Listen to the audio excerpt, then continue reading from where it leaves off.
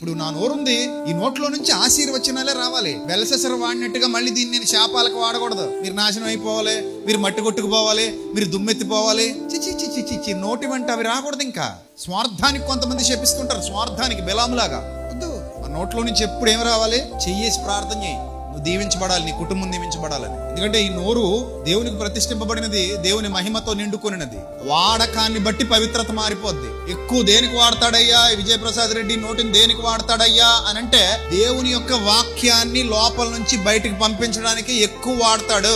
నాకు దేవుడిచ్చిన ఈ స్వరాన్ని గంటలు దేంతో నింపుంటాను నేను? వింటున్న మీకే తెలుసు కదా, నేను చెప్పక్కర్లేదు కదా. నా యూట్యూబ్ నిండా ఓపెన్ చేస్తే, నా ఇన్స్టాగ్రామ్ నిండా, నా ఫేస్బుక్ నిండా నా ప్రసంగాలన్నీ దేంతో నింపబడుతున్నాయి?